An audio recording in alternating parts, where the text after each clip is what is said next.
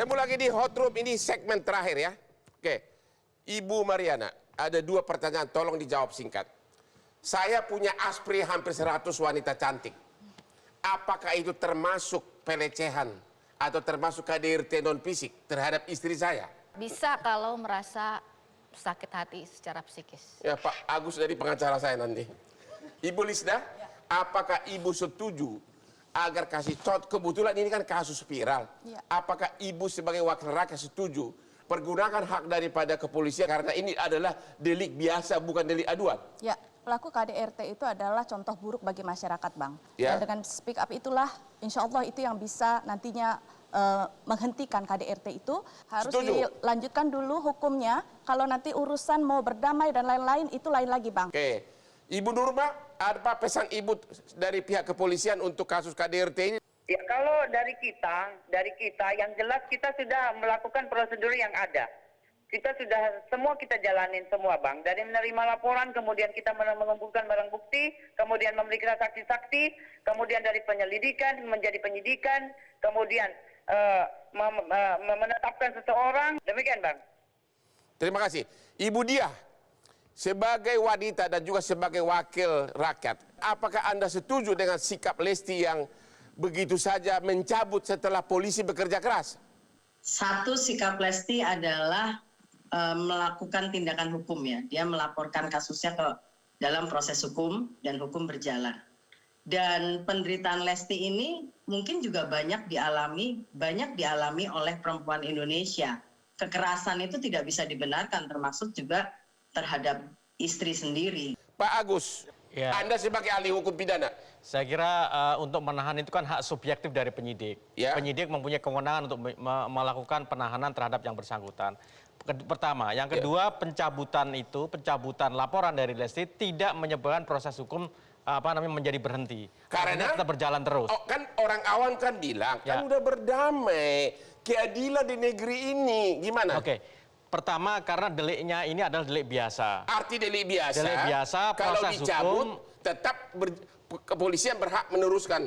Wajib, Bang, hukumnya. Wajib meneruskan di dalam perkaranya. pasal 19 Undang-Undang Penghapusan Kekerasan dalam Rumah Tangga itu wajib setelah mengetahui atau mendapatkan laporan. Nah, di sini mau dicabut mau tidak proses hukum tetap berjalan. Ya. Nah, kemudian yang ingin saya tekankan di sini tidak hanya dikaitkan dengan pasal 44 ayat 1, Bang. Ya. Saya justru cenderung kepada 44 ayat 2-nya. Ya. Kenapa? Karena akibat yang dilakukan yang diderita oleh korban ini kan sudah mengalami luka. Ya. Kemudian korban tidak bisa menjalankan kegiatan sehari-hari sebagaimana mestinya. Ya. Nah, itu memenuhi kualifikasi 44 ayat 2. Ya. Dan ancaman pidananya malah lebih berat lagi. Maksimal bisa 10 tahun di dalam 44 ayat 2-nya itu. Ya. Saya kira ini yang harus kita sampaikan kepada masyarakat, kepada publik, bahwa proses hukum berjalan sebagaimana mestinya. Biarlah nanti pengadilan yang memutuskan terkait hal ini. Supaya apa? Supaya memberikan pembelajaran kepada semua pihak. Saya katakan semua pihak karena korban di dalam kekerasan dalam rumah tangga tidak hanya perempuan.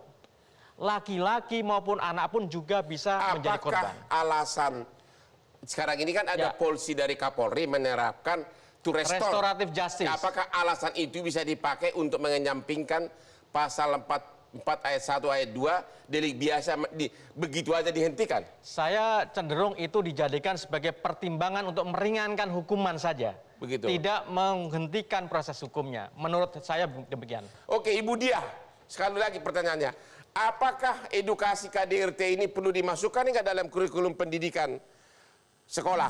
Perlu sekali. Kita masih perlu banyak melakukan upaya dan juga tentunya kesungguhan dalam politik anggaran untuk bisa melakukan edukasi, literasi tentang kekerasan, khususnya kekerasan seksual, kekerasan terhadap perempuan dan anak, apapun bentuknya itu, termasuk juga KDRT, dan kita juga perlu memperkuat kepolisian supaya bisa juga melakukan tidak hanya tindakan hukum, tapi juga proses pendampingan korban. Ini kita mengapresiasi Kementerian Pemberdayaan Perempuan dan Anak yang sudah bersama Kementerian Dalam Negeri mengeluarkan anggaran DAK untuk pemerintah daerah dalam yang bisa berfungsi sebagai pendampingan korban. Ini menurut saya juga harus diinformasikan kepada masyarakat.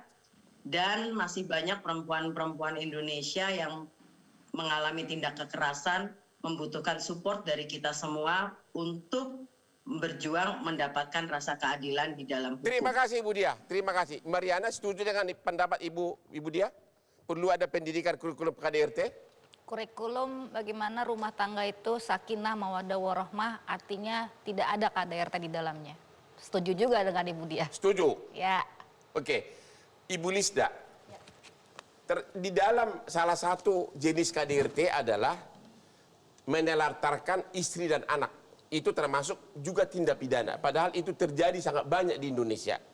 Apakah Anda setuju agar kepolisian lebih memberikan edukasi ke masyarakat, termasuk juga wakil rakyat, agar para istri dan anak yang tidak dikasih nafkah, laporin aja bapaknya ke polisi?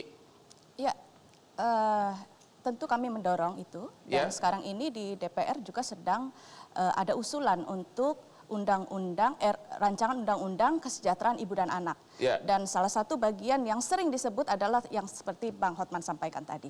Sehingga ini kami juga mohon doa dan dukungan untuk bila undang-undang ini juga nanti terlaksana, apa yang tadi kita harapkan ya, ada perlindungan kepada ibu-ibu tunggal, kepada orang-orang yang ditelantarkan oleh suaminya sendiri, ini dapat perlindungan. Apa saran Ibu agar para korban KDRT ini berani melapor?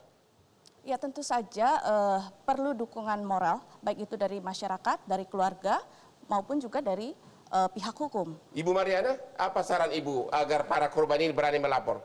Setiap orang harus membantu bagi orang-orang yang mengadu. Apa takut kepada polisi atau bagaimana? Takut kepada lingkungannya biasanya. Ibu Dia, apa saran Ibu agar para korban KDRT ini berani melapor? Pendampingan dan perlindungan terhadap korban KDRT. Oleh siapa? Oleh pengacara, bayar, honornya mahal Bu. Oleh masyarakat, oleh keluarga disupport, tentu juga oleh kepolisian gitu ya.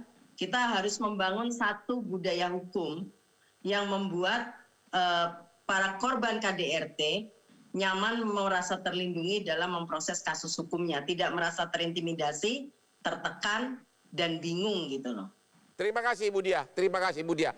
Oke, para narasumber semuanya, kami mengucapkan terima kasih. Dan sebagai kesimpulan kepada para pemirsa, bahwa perdamaian atau pencabutan laporan tidak otomatis menghentikan laporan polisi.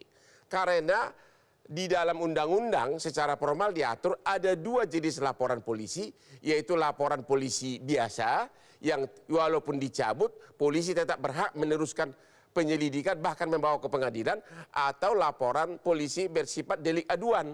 Demikianlah akhir dari diskusi kita malam ini. Terima kasih kepada semua narasumber. Jangan lupa menonton Hot Room yang hot-hot di Metro TV setiap hari Rabu jam 10 malam. Selamat malam. Ya Pak, silakan Pak ke depan Bu, berfoto kita.